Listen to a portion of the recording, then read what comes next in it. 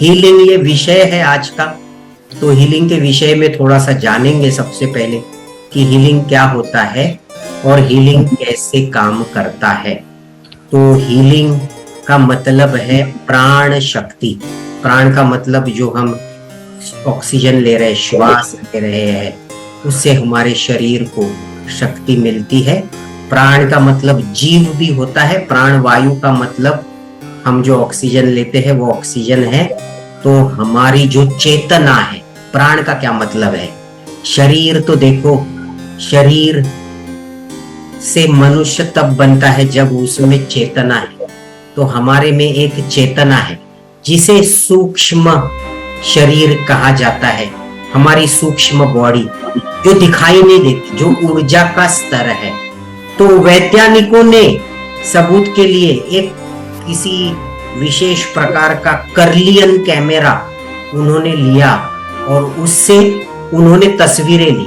तो वो तस्वीरें जो थी ना, वो हमारे शरीर के भीतर जो ऊर्जा है उसके रंग कहीं लाल कहीं पीला, इस प्रकार के उसके अभी कुछ स्कैनर्स आते हैं, उससे हम ऊर्जा का भी अनुभव कर सकते हैं। अभी ऐसा सुना है कि अभी मिलिट्री में और हमारे जो सैनिक है ना, इस प्रकार के बहुत तकनीक से भरपूर कैमरा इस्तेमाल करते हैं। जब रात में शरीर नहीं दिखाई पड़ता ना, तो ऊर्जा दिखाई पड़ती है। कितना भी दूर रहे ये दिखाई पड़ता है कि यहाँ पे कोई ना कोई इंसान है। तो इस प्रकार ये ऊर्जा का अनुभव है। तो हमारे शरीर के पीछे, अंगों के पीछे जो कार्य कर रही है वो हमारी चेतना, वो हमारी ऊर्जा है। और इस ऊर्जा को जानना, इस ऊर्जा को समझना, उस ऊर्जा पर हमारे शरीर को जो चला रही है उस ऊर्जा को, प्राण की ऊर्जा को जानना सबसे पहले तो समझना जरूरी है। तब उसमें क्या बदलाव लाया जा सकता है? हाँ, उस ऊर्जा में परिवर्तन लाया जा सकता है। वो और उसके स्तर हम बदल सकते हैं और उसे कहते हैं हीलिंग। तो ये ऊर्जा के कई सारे स्तर होते हैं और वो व्यक्तियों में भरे पड़े, कोई किसी प्रकार की व्यक्तियों में आपको उसी प्रकार के ऊर्जा स्तर देखेंगे।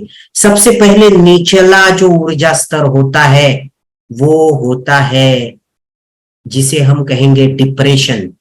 निराश है व्यक्ति, निराश है, होपलेस है। उसके जीवन में शरीर कहां से काम करेगा? शरीर में फुर्ती नहीं होगी क्योंकि उसके ऊर्जा का स्तर है। ये ऊर्जा का स्तर अब तकनीक से देखा भी जा सकता है। तो ये ऊर्जा में कोई चैतन्य, हम बोलते हैं ना, चैतन्य ही नहीं बचा। उस व्यक्ति को मैंने देखा, उसमें कोई चेतना ही नहीं है, मतलब उसमें ऊर्जा नहीं है, डिप्रेस्ड है, होपलेस है, जीवन में अब कुछ रहा नहीं, इस प्रकार के विचारों में है। ये एक ऊर्जा का एक निचला स्तर हो गया। फिर उसके ऊपर का स्तर है, उसके ऊपर का स्तर है, वो भी हमें उससे भी ऊपर उठना है, लेकिन वो ऊपर का फिर भी इसके ऊपर का है। होपलेसनेस से तो बेहतर है गुस्सा, ईर्ष्या, दूसरे के प्रति घृणा। ये भी निचला ही स्तर है, लेकिन होपलेसनेस से तो ये ऊपर है। अरे भाई, ऊर्जा तो दिखी, गुस्सा दिखा, क्रोध दिखा, ईर्ष्या दिखी, दूसरे के प्रति घृणा दिखी, लेकिन ऊर्जा तो है। इस पर काम किया जा सकता है। अगर हम अहंकार, गुस्सा, ईर्ष्या, इसको बदल देना, बंदे में ऊर्जा है, बड़ी मात्रा में ऊर्जा है। बस इसको बदलना है। इसको बदल दिया तो फिर आनंद उत्साह सब आ जाएगा। तो यहां से कहीं ना कहीं से ऊर्जा के स्तर दिखाई पड़ते हैं, व्यक्तित्व दिखाई पड़ने लगता है। गुस्सेल व्यक्तित्व, अहंकारी व्यक्तित्व, ये भी एक किस्म के व्यक्तित्व है। लेकिन होपलेसनेस में आप देखेंगे बस निस्तेज, मृतवत, उसमें कोई चेतना ही नहीं। फिर ये अहंकार का स्तर, गुस्से का स्तर, फिर और बेहतर स्तर होता है, वो होता है कर्तृत्व। मैं कुछ करके दिखाऊंगा। इसमें भी स्वार्थ है, बड़ा स्वार्थी है ये व्यक्ति, मैं कुछ करके दिखाऊंगा, लेकिन उसमें अब कर्तृत्व है, अपने लिए जीना चाहता है, कुछ करना चाहता है, अपने लिए कुछ करना चाहता है, जीवन में लोगों को दिखाना चाहता है, बेहतर बनना चाहता है, कुछ करके दिखाना चाहता है, कर्तृत्व से उसकी ऊर्जा संचरित है। तो ये उसके ऊपर का स्तर हो गया।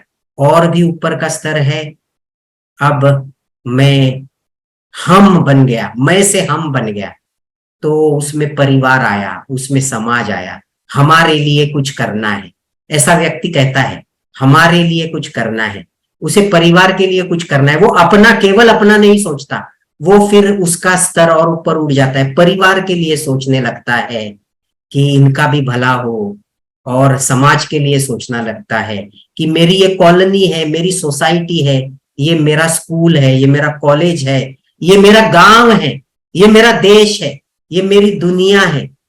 तो इस प्रकार से वो स्तर और बड़ा बड़ा बड़ा बड़ा होते जाता है। और सबसे ऊपर है, ये भी एक कर्म कारण भाव है, कुछ करने की इच्छा है, इसमें भी कर्तृत्व भाव है, लेकिन स्तर और ऊंचा हो गया। उसके बाद आएगा जो जो वैज्ञानिक लोग हैं ना, जो खोज करते हैं, जो आविष्कार करते हैं, वो स्तर है, वो काफी ऊपर का स्तर है, जिसमें हम निर्माता बनते हैं, जो ईश्वर से कनेक्ट करता है कि हम कुछ नया आविष्कार करें, नया का निर्माण करें।